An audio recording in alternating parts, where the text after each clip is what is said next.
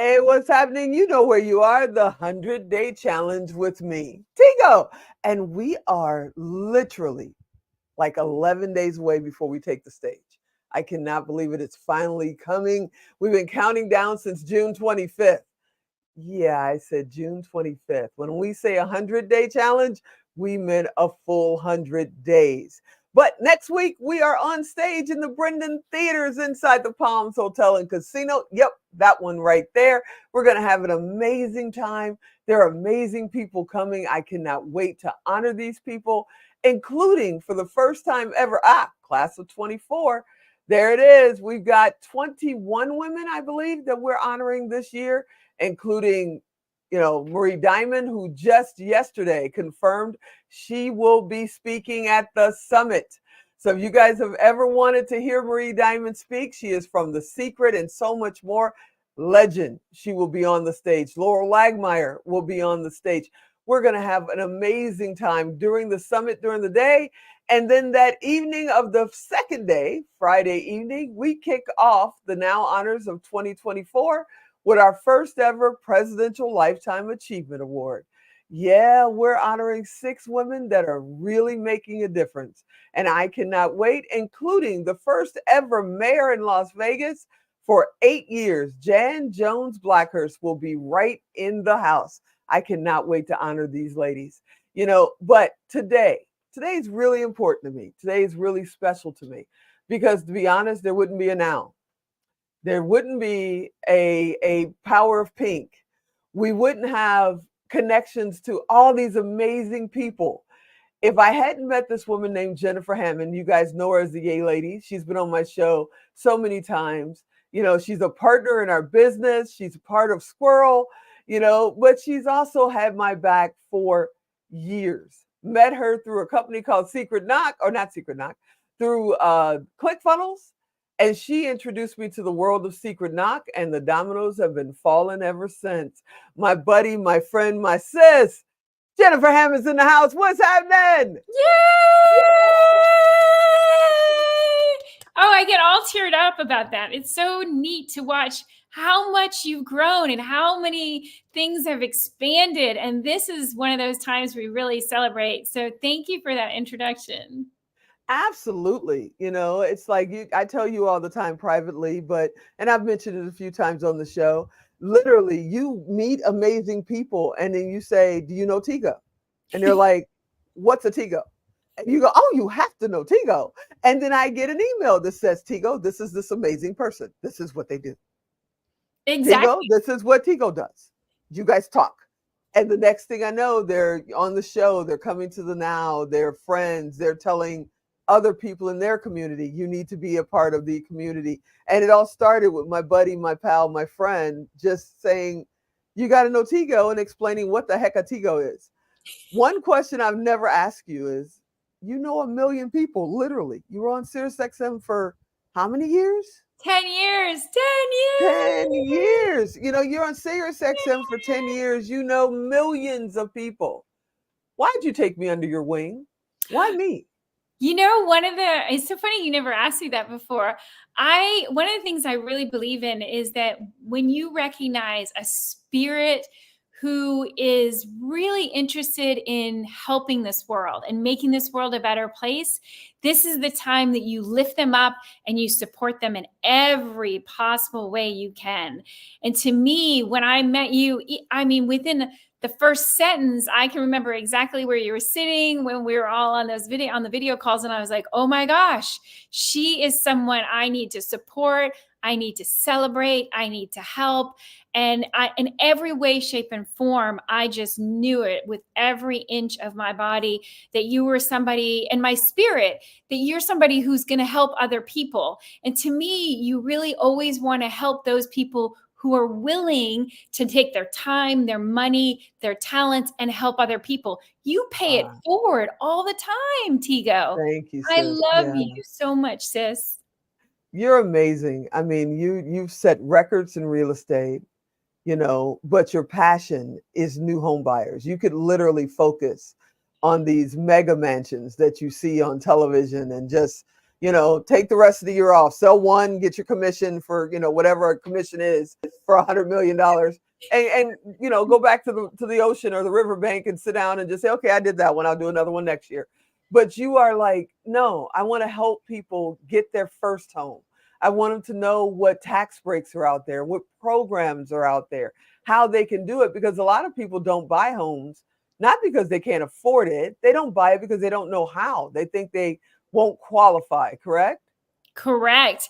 And one of the things that I think is important, and I know I've shared a little bit about this story before, but for anyone who hasn't heard, one of the things I want to say is the reason that I am so passionate about those first-time home buyers is because of what happened to me when I was just a child. My mom and dad, they're, like a lot of people, they didn't really have financial literacy. And so one night in the middle of the night, I heard my mom and dad fighting. And I remember listening and I heard glass breaking. And I thought, oh, that's a really bad fight. But I was a little kid. And I remember I just took the covers, I pulled them up over my head.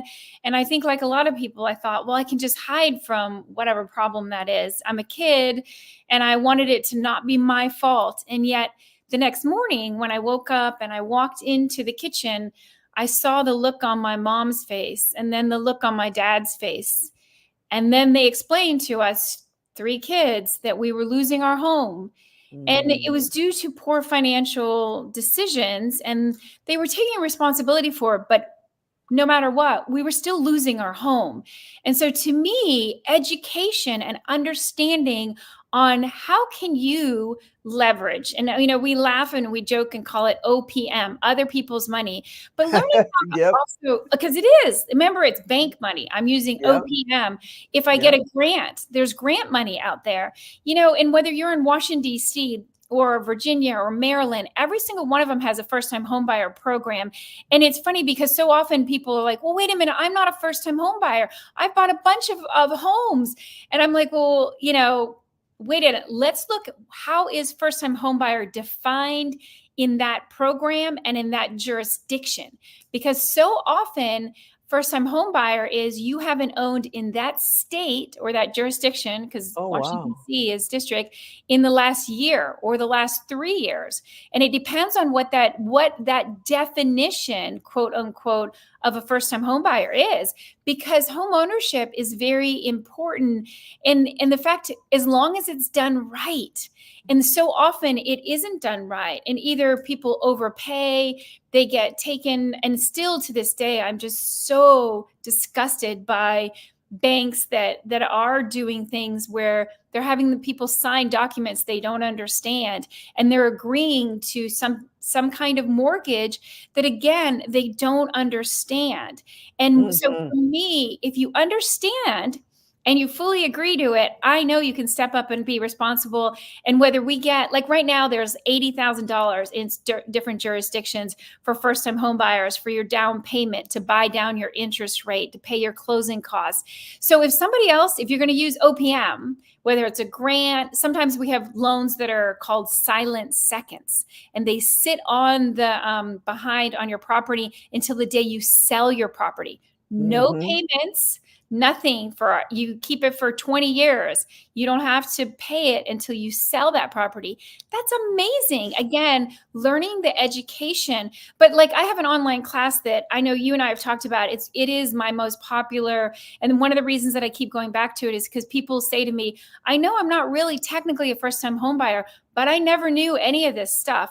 Like, how do you get discounts on title insurance? How do you choose the right real estate agent? How do you choose the right home inspector? You want to interview that home inspector. And so my online class, I teach you, like, what are the questions you ask your attorney if you're going to have a title attorney, that's going to be involved in it. What about your home inspector? What questions should you ask as you interview home inspector? You don't want to buy a money pit. Oh my gosh, that's the worst thing that could happen to you, is that you buy a money pit. So that's why I have those online classes, and I have the basic class, and then I have an advanced class. A lot of people are like, can you do the advanced class? So I just recorded the advanced class. It has a lot of brand new stuff for 2024. And again, people just need to go to Jennifer's class. So Jennifer J. I was great to ask you, how do they find it? Jennifer's class. Where do they go? Jennifer, Jennifer, and then class, CLASS.com. There's a free book there, free gift. There's 7 mistakes people make as first-time home buyers. And then from there, it'll give you the opportunity to either, if you want to get into the basic class, the first-time home buyer, or the advanced class, or both classes, whatever you like. Again, jennifersclass.com. And I know I just rattled on, but I get so excited because when I hear what people say after they finish those classes, they're like, I never knew, and it saves so many people, I want to say thousands of dollars. And it just we means just put it in the chat. So if you guys are watching or whatever, it's in the chat, jennifersclass.com. And you already know you can go to Tigo Direct, type in Jennifer Hammond. She's coming up, reach out to her and say, hey, I want to know more about your classes. It's absolutely free for you to do that as well. But I got to go back. I love it when you just go. I just sit here and I'm like, I need popcorn, right? But I'm like, oh, I'm supposed to be doing an interview. Okay, I need to go back. So one of the questions that you did kind of mention is there's a lot of programs, a lot of financial institutions that talk you into buying a home that maybe you can't really afford and you're going to be struggling through. What advice do you give someone who's going, well, my lender said, it's not a problem if your mortgage is $3,000 and you only make $4,000. What do you tell those people? So number one, ask all the questions, and I used to say this a lot on Sirius XM radio, and I say this on my podcast, ask the questions and then ask them again. Even if you don't get an answer that fully explains, like one of the things, again, you just said, this was such a critical thing you said, but my lender said, have them put it in writing. Mm-hmm. Very, very big thing is to make sure you have it in writing and also before you sign something at settlement, so often they are so interested in rushing you through. You can get all your documents before settlement. It is a federal law that you can not only get all those documents, you can review them 24 hours before. You can have a real estate attorney also review them so that you fully understand what you're agreeing to, including there are things that get slipped in a lot of times, like prepayment penalties. What?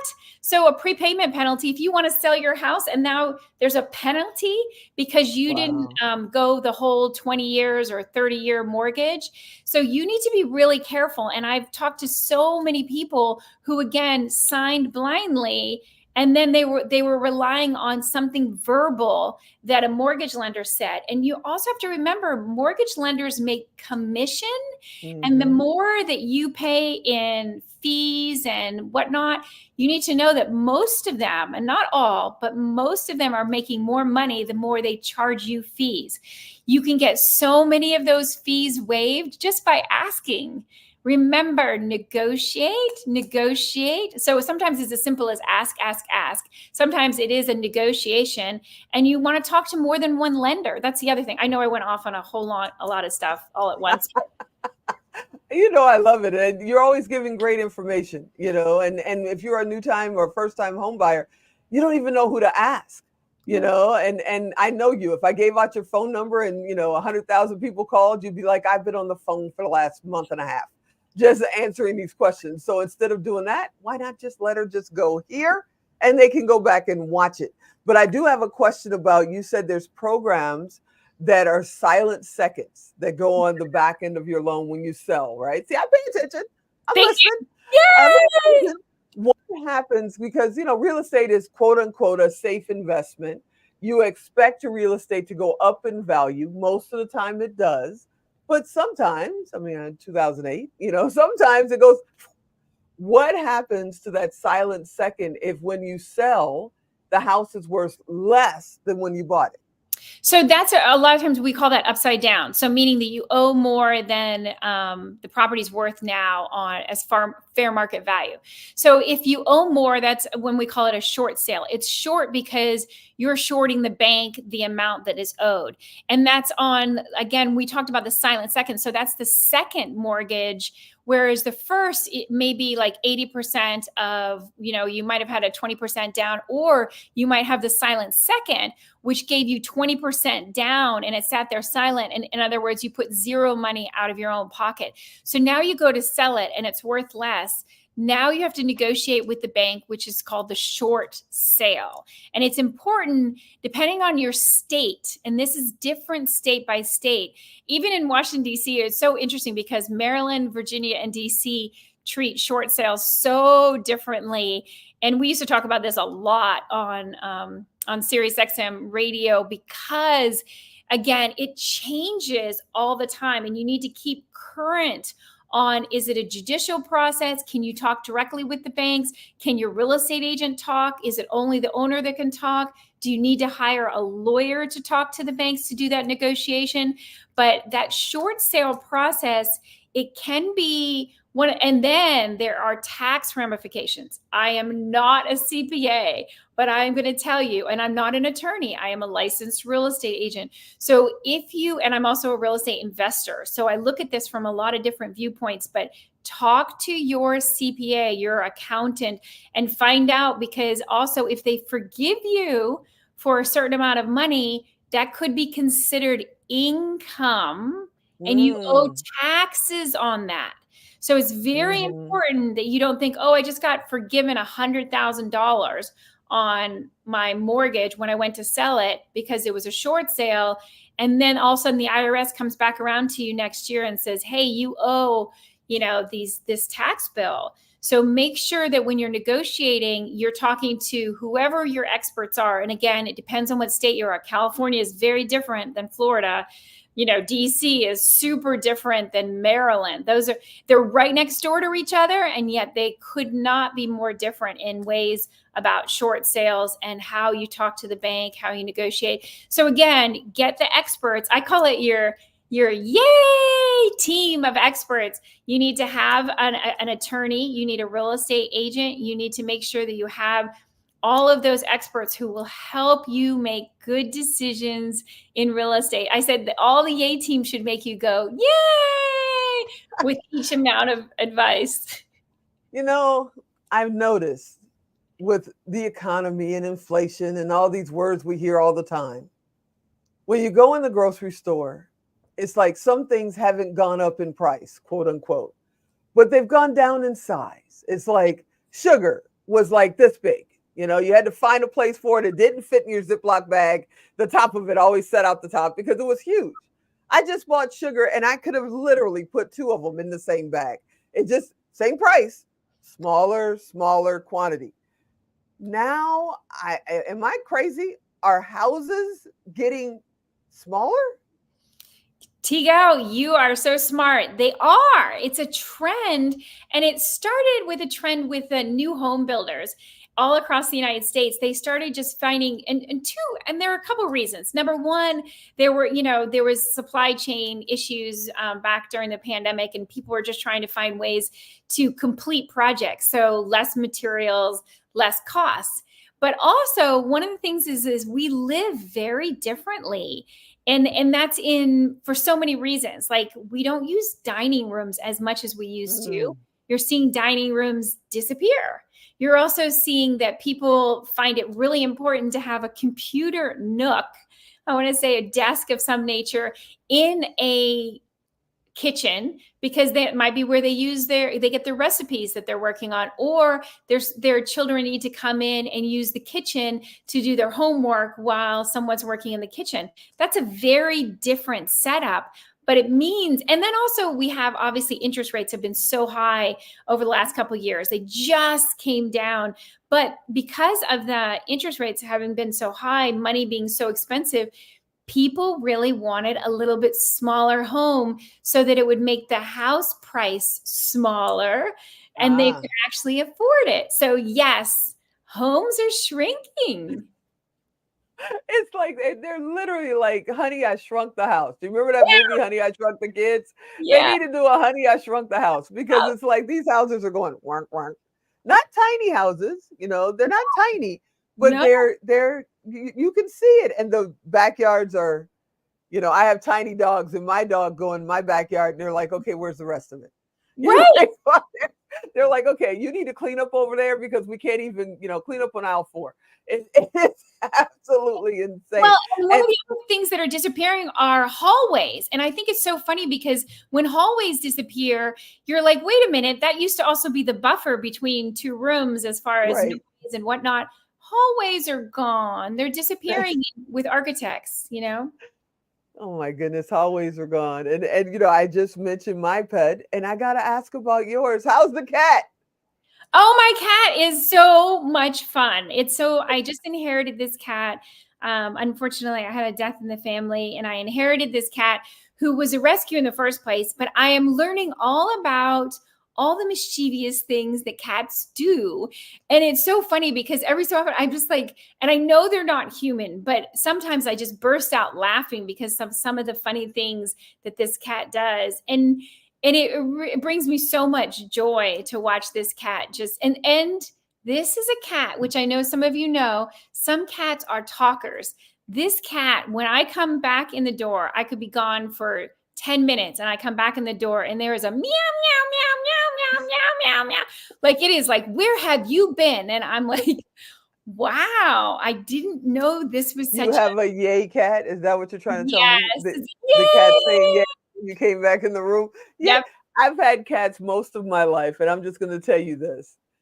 Dogs, they live with you. They've got your back. Right. Okay. Cats literally want to give you a leash because they consider it their home and you're in the way. Your job is one thing: make sure I have water, my litter box is clean, and I've got food.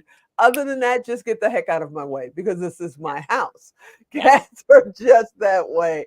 You and I have a blast. I got to ask you, we're going into, and you've been with us since the start, we're going into the 4th. Can you believe it? The 4th now honors and power of pink. Can you just give me a little overview of what you think and how we've grown? Oh, I love it. So, one of the things that I think is so special, and as you mentioned in the beginning, I love bringing people who have never been in our circle, our Right. powerful circle of women, because they are just blown away. And partly, I think, as you and I we've lived through a time when women didn't support each other. And now to come into a circle where you feel so embraced, so celebrated, and you can be you and you are perfect. You don't have to change. You don't have to try to fit in to do whatever somebody else wants you to do. You can just do you. And that Exactly. it makes it a sisterhood, a special group of women that you just don't find other places, and lifting up other women. Those relationships last well past beautiful days that we spend together, at the conference and at the award ceremony. And I think one of the things that makes it so special is because nobody's trying to pretend that they're something they're not. They're Right. just absolutely so excited to be around other women, other like-minded women who are looking for ways to lift other women up. And to me, it's priceless. It's the most special thing in the world. I think it's what we all yearn for, is that connection. And when you have a connection so instantaneously, it's like I said in the beginning about meeting you, like you also attract people who are very interested in making a difference. I want to say spreading yay all over the world. Yeah, you'll have the whole room doing yay in about 5 minutes after we open the event. But what I love about it is the new people that come in because they're used to traditional conferences, Yeah. more business, more corporate, more, I call it stiff, Yeah. and this is more to me like a family reunion. Yes. And everybody kind of comes in. We're all supportive of what you're doing and how you're doing it and how can I help and how can I be there. We're all like that. But you see the new people come in and then by the first break, they're yaying and they're hugging people. And it is the coolest thing ever. I want to thank you so much for always supporting me. Anytime I've had a show, anytime I've done a live, I call you. And if I haven't called you, you'll text me. I heard you on the show. You're doing a live when you want me on. Yeah. And it's just absolutely amazing how you support. And still, I still get, the email that says, meet Mary, meet Bob, meet John, meet Sue. And I'm like, this is just awesome. Yay, putting great people together. You're my family. I'm so glad you're part of the squirrel journey as well, and I can't wait to see you in like 10 days. Oh my goodness, we got to have dinner before the event and catch up. Yes, I can't wait to hug you. And I'm just so proud of you and all of your accomplishments, and the fact that no matter what comes your way, you keep a smile on your face and you keep moving forward and connecting women, and you're not going to quit. And I think that's so important, because so many people don't finish and don't complete their dreams, and you are living your dreams. So very well done, Tigo. Yay! Thanks, sis. I'll see you next week. I'll see you next week. Awesome.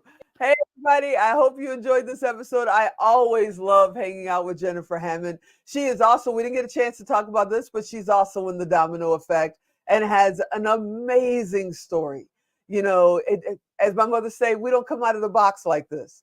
The journey that woman went on to get where she is today is absolutely amazing. I can't wait to be able to share that in the Domino Effect when we premiere Squirrel Network December 7th. Ooh, I just told the tale. We are going to open Squirrel Network on December 7th. That's right. Let's go. I hope you enjoyed that episode. I can't wait to see you again next time. Yes, it's still tomorrow. And as always, I'm Tigo. I'll talk to you. Oh, wait a minute. Do you have your Now tickets? We're literally down to like the last few. Go get your ticket, nowhonors.com. Okay, now I'll talk to you next time. Have a good day.